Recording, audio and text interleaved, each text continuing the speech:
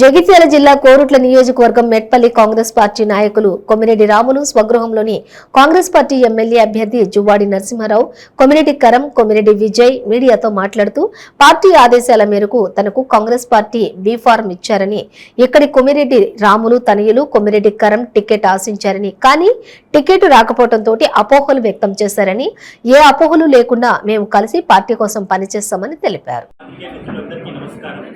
ఈ సమావేశం యొక్క ముఖ్య ఉద్దేశం ఏంటంటే, మేము కాంగ్రెస్ పార్టీ నుంచి కోరుట్ల నియోజకవర్గం నుంచి దాదాపు 13 మందిని ఏదైతే అప్లికేషన్ దరఖాస్తు పెట్టుకున్నాము.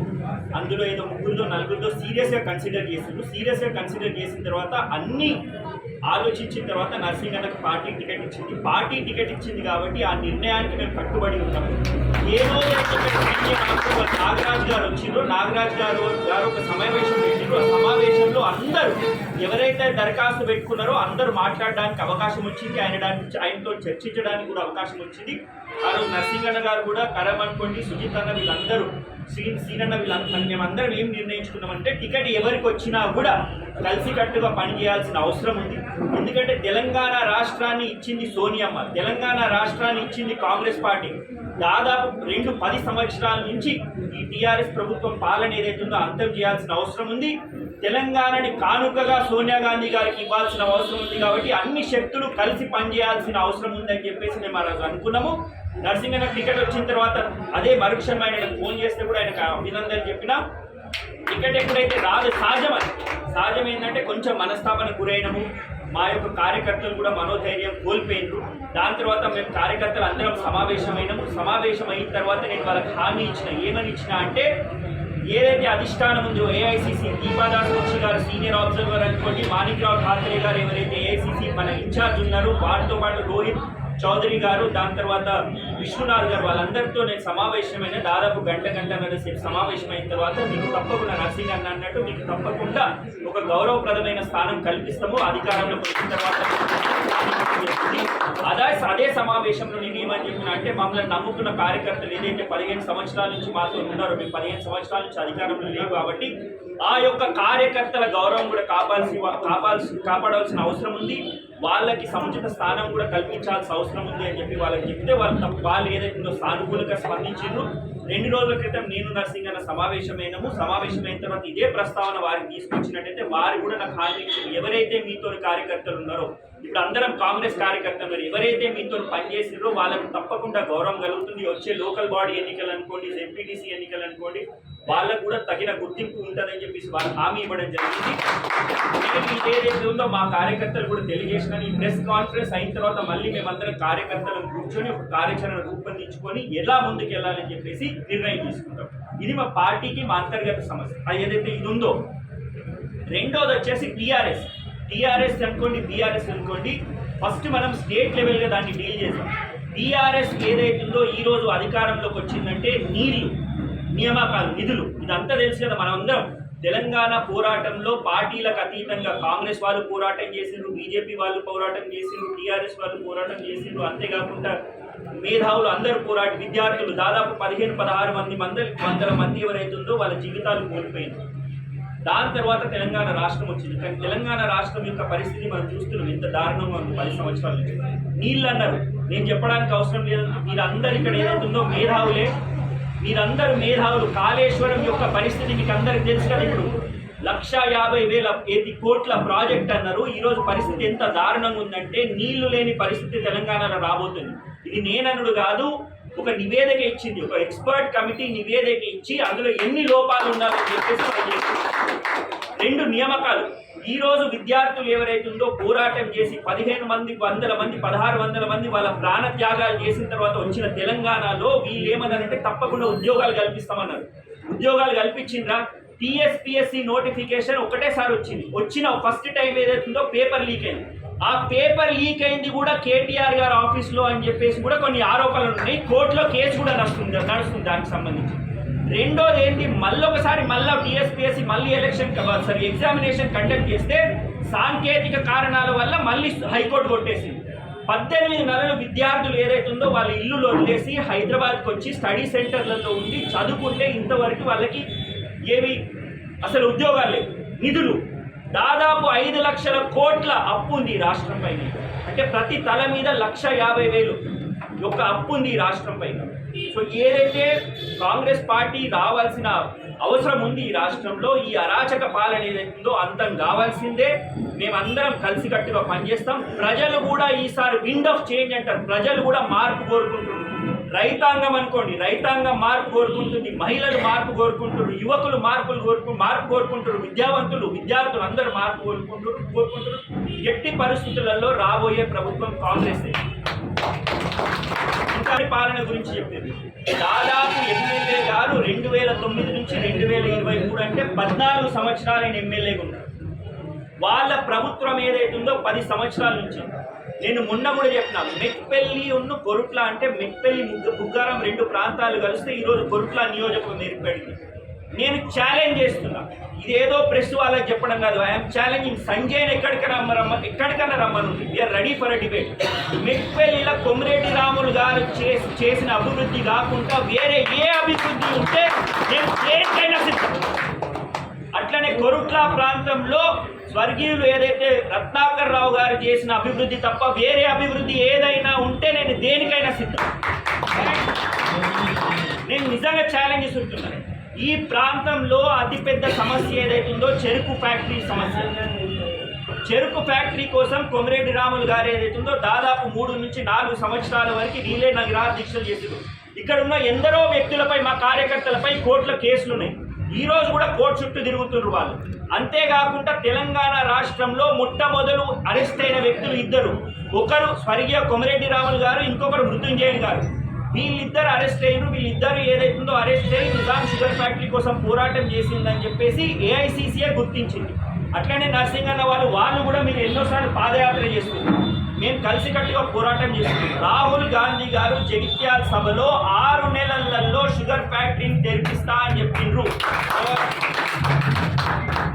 తప్పకుండా 6 నెలల్లో షుగర్ ఫ్యాక్టరీ తెరుస్తుంది. ఎందుకంటే రాహుల్ గాంధీ గారు రైతాంగ పక్షాన ఉంటారు. మరొక్కసారి మీకు తెలియజేస్తా ఉన్నాం, ఇక్కడ ఈసారి కాంగ్రెస్ పార్టీని విజయాన్ని ఎవ్వరు ఆపలేరు. అందరం కలిసి పనిచేస్తున్నాం కాబట్టి ఈసారి ఎవరు ఆపలేరు. కొన్ని అపోహలు కలిగించినారు, గ్లోబల్ రూమర్స్ తయారు చేసి గ్లోబల్ ప్రచారం చేస్తూ ఉన్నారు. అలాంటిది ఏమీ లేదు. వీరు ఖచ్చితంగా మా వెంట ఉన్నారు.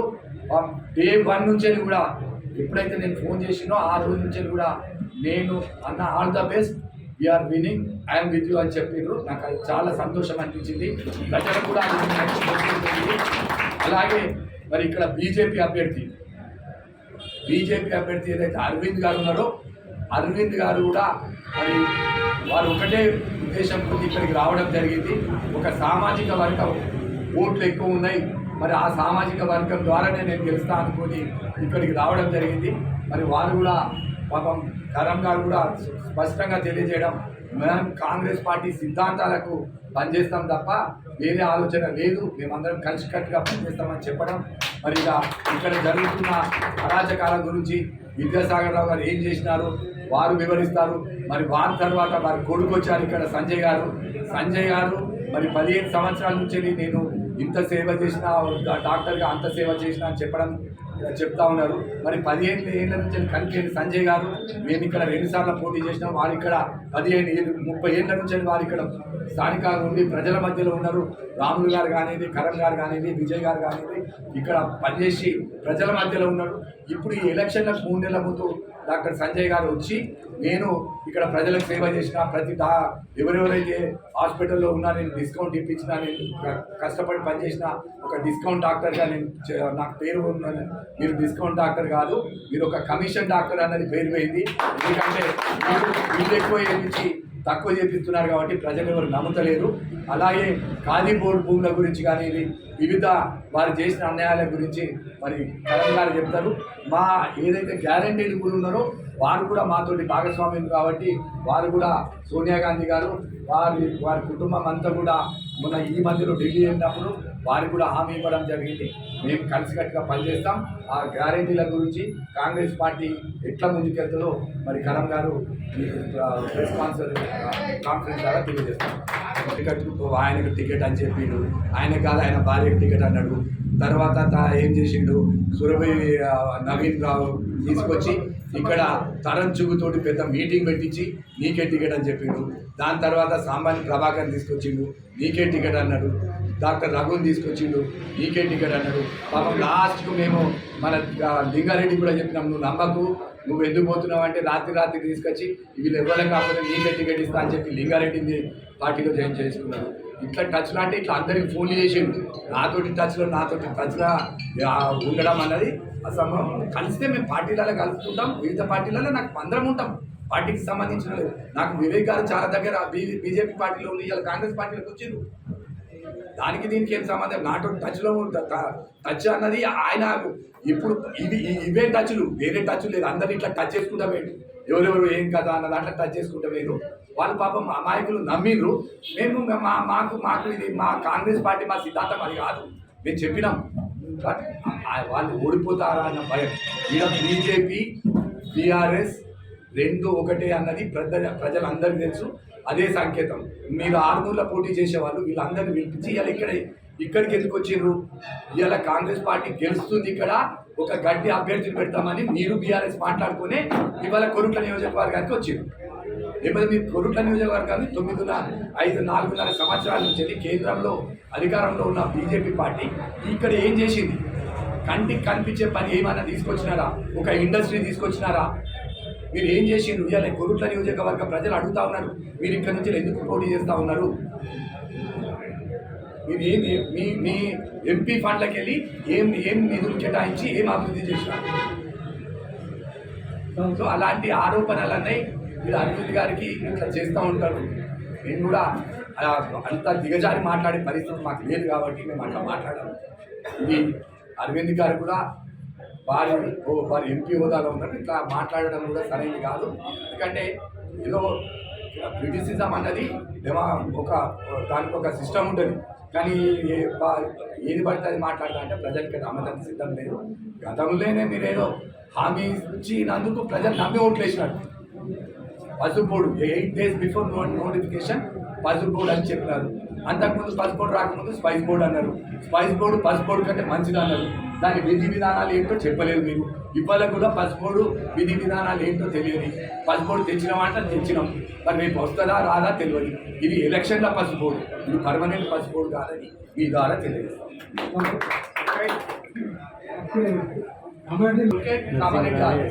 कामारेड्डी में भी हार जाए, दोनों जगह हार जाए।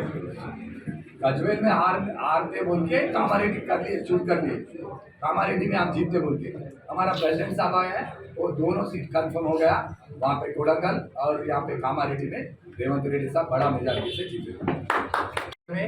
ఇప్పుడు మేమిద్దరం కలిసిన అన్నాక చాలా మంది ఇక్కడ కాదు హైదరాబాద్కి వెళ్ళి, నాకు విదేశాలకు వెళ్ళి కూడా నాకు సంబంధం ఉన్న వాళ్ళు, మన గల్ఫ్ వాళ్ళు కూడా సరే ఈసారి మీ విజయాన్ని ఎవరు ఆపలేరు, మీరు ఇద్దరు కలిసి పనిచేస్తున్నారు, మీరు అందరికీ చాలా సంతోషం అనిపించింది. ప్రత్యేకంగా ఈరోజు బయటమడుగు నుంచి వెళ్ళి దుబాయ్కి వెళ్ళి ఒకటి పెట్టి బయటమడుగు పెట్టి దుబాయ్కి వెళ్ళి రావడం జరిగింది. ముఖ్యంగా కాంగ్రెస్ పార్టీని నేను గెలిపిస్తాం, మీరు అందరు కలిసి పనిచేస్తున్నారు.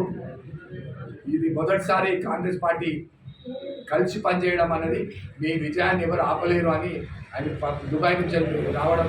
నేను కూడా మేడం గారికి చెప్పిన కొంచెం మార్నింగ్ టైంలో మాకు పోయి వచ్చినారు.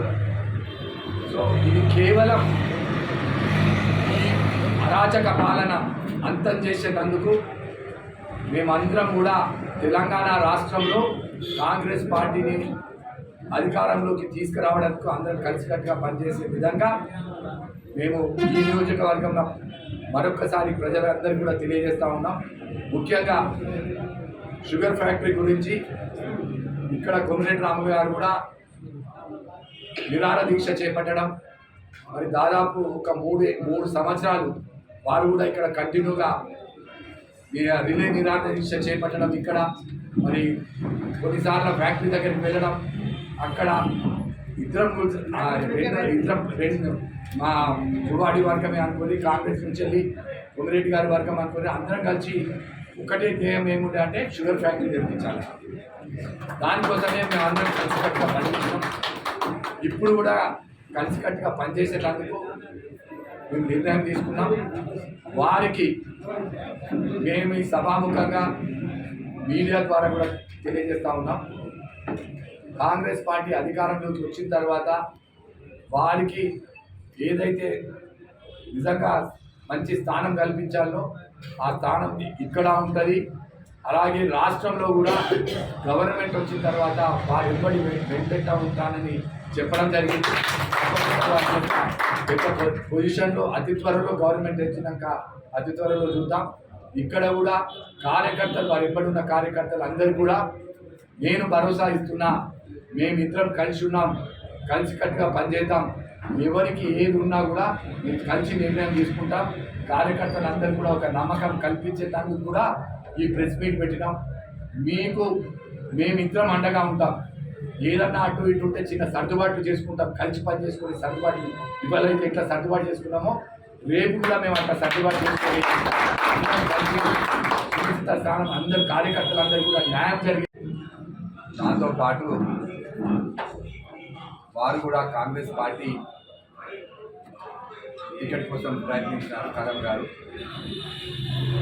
అలాగే సుజిత్ గారు, శ్రీనివాస్ రెడ్డి గారు వాళ్ళు కూడా ప్రయత్నించినారు. నాకు టికెట్ వచ్చిన తర్వాత మొట్టమొదటి కాల్ కరం గారికి చేయడం జరిగింది.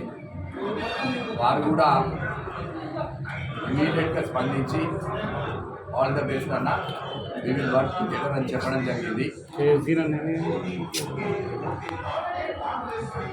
మళ్ళీ ఒక మెసేజ్ మీ ద్వారా, మీడియా ద్వారా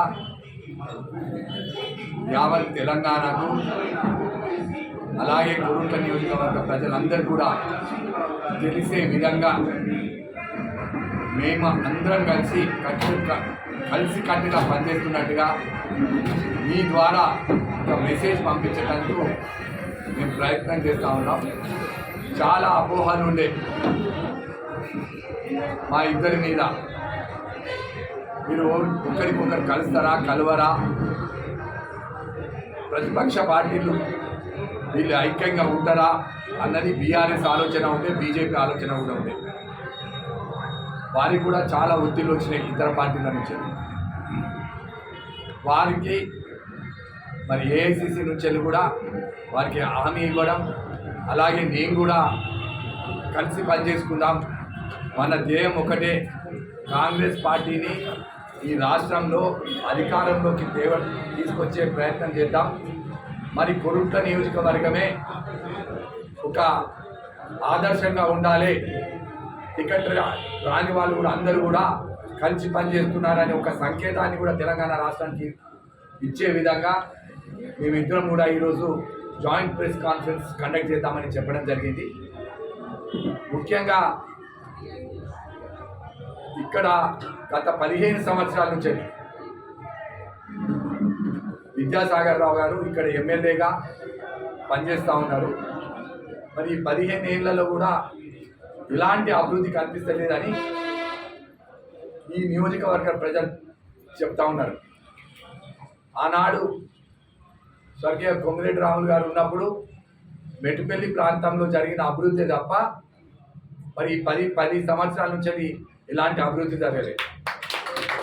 అలాగే కోరుట్లలో కూడా ఆనాడు రత్నాకర్ రావు గారు చేసిన అభివృద్ధి తప్ప ఈ 10 సంవత్సరాల్లో వాళ్ళ అధికారంలోకి వచ్చిన తర్వాత కూడా ఇలాంటి అభివృద్ధి జరగలేదు.